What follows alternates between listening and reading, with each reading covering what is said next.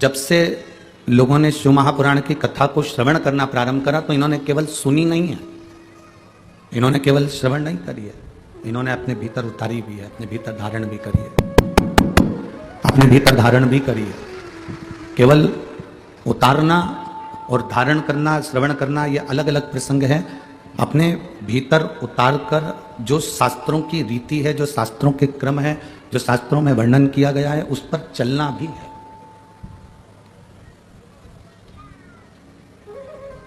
अभी तक लोग जितनी कथाएं सुनते थे, कथा श्रवण करते थे, वो सारी कथा लोग केवल सुनते थे पर अंदर धारण नहीं करते थे। पर शिव महापुराण की कथा वो कथा है जिसको लोगों ने धारण करा और एक लोटा जल ले जाकर शंकर भगवान को समर्पित करना प्रारंभ करा। मतलब अपने भीतर उसको उतार, अपने भीतर उसको धारण किया, अपने भीतर उसको उतार। और आज छोटे से छोटा बच्चा क्यों ना हो, छोटे से छोटा व्यक्ति क्यों ना हो, छोटे से छोटा एक बच्चा 5 साल का, 6 साल का, 10 साल का बच्चा भी हाथ में एक लोटा लेकर शिव मंदिर जाने के लिए जागरूक है। और ये जरूरी है। आप गुरु के दरवाजे तक जा रहे हो, गुरुद्वारे तक जा रहे हो, आप मंदिर के द्वार तक जा रहे हो, मंदिर के द्वार तक पहुंच रहे हो, आप किसी संत सदगुरु की शरणागति तक पहुंच रहे हो, तो ये एक आपके जीवन का एक आनंद है।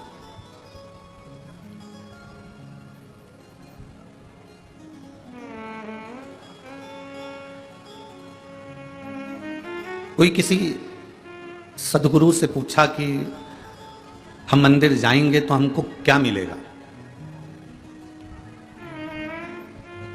हम मान लो मंदिर गए तो हमको क्या मिलेगा। एक सदगुरु से किसी ने पूछा, एक संत से, एक सदगुरु से, एक गुरु से, एक साधु से, एक तपस्वी से, एक साधक से, एक उपासक से किसी ने पूछा, क्या मान लो हम मंदिर गए, हम गुरुद्वारे तक गए, हम भगवान की चौखट तक गए, हम गुरु की चौखट तक गए, हम मंदिर, देवालय, शिवालय तक गए, तो हमको क्या मिलेगा।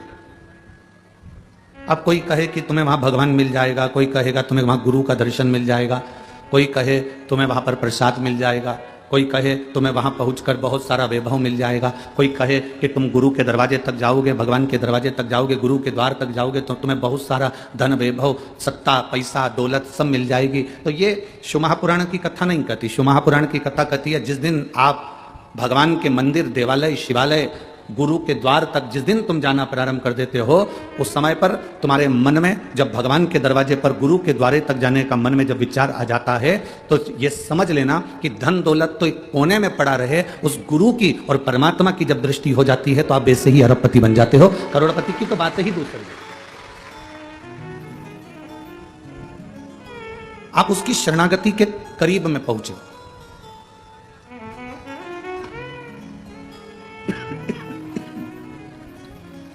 आप उसके नजदीक पहुंचे हो, आप उसके करीब पहुंचे हो। चलो एक बात और सरल भाषा में लो। एक छोटा सा पोता दादाजी की गोद में बैठता है तो उसकी जेब का पेन लेके उठता है। बोलो सही है कि गलत। उसकी जेब में कोई डायरी रखी है तो डायरी निकाल लेता है। बोलो सही है कि गलत। दादाजी की गोद में बैठा है तो मोबाइल रखा है तो मोबाइल निकाल लेगा, डायरी रखी है डायरी निकाल लेगा, पेन रखा है पेन निकाल लेगा। और दादी की गोद में बैठा है तो उसके पास में जो पर्स में डब्बियां रखी है, लौंग की डब्बी है, इलायची की डब्बी है, सुपारी की डब्बी है, तंबाकू की डब्बी है, उसके उसके उसके पर्स में, उसके बैग में जो जो सामान होगा, छोटा सा बैग है तो उसकी चेन खोलेगा, दादी के पास बैठेगा, माँ के पास बैठेगा, चेन खोल के उसमें जो जो सामान होगा, उसका भले वो लाली लिपस्टिक क्यों ना, जो भी सामान उसके बैग में होगा वो उस बैग में से निकाल ले। बोलो सत्य है कि गलत है? जम के तो बोलो जरा। ठीक है।